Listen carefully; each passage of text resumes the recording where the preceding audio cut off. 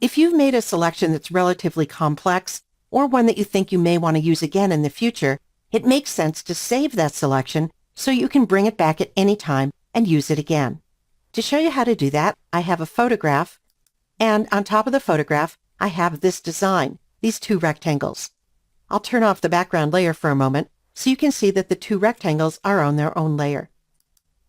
Let's start by selecting those two rectangles. Now here's a little trick for selecting objects on a transparent background.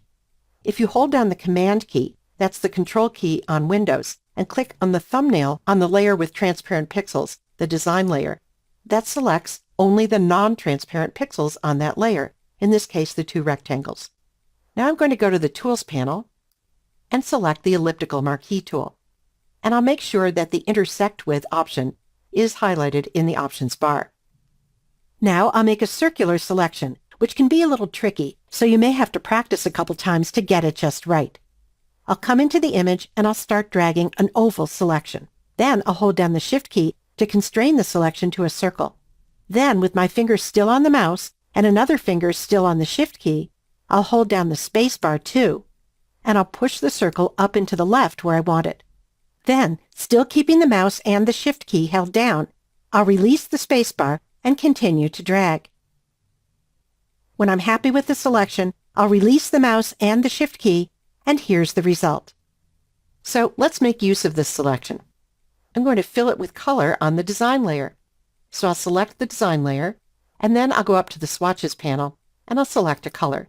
You can choose any color you like. And then I'm going to use the shortcut for filling with the foreground color, and that's Option Delete on the Mac or Alt Backspace on Windows.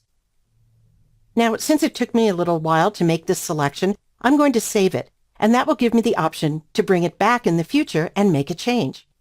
I'll go up to the Select menu, and I'll choose Save Selection. I'll give the selection a name.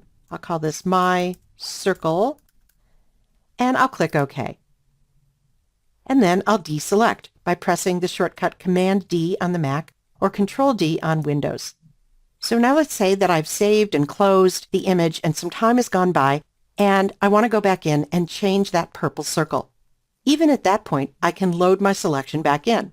I'll go up to the Select menu, I'll choose Load Selection, I'll go to the Channel menu, and I'll choose my selection by name. And then I'll click OK. To make a change, I'm going to go over to the Tools panel and select the eyedropper tool and select a color from the image.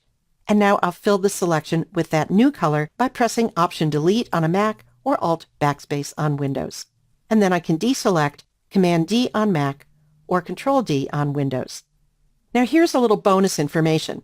As you get more advanced in Photoshop, you may want to know more about what's going on under the hood.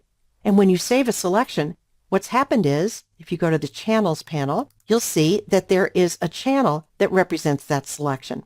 But in most cases, you won't have to go to the Channels panel to work with a saved selection. You can do it just the way I showed you by saving and loading selections from the Select menu.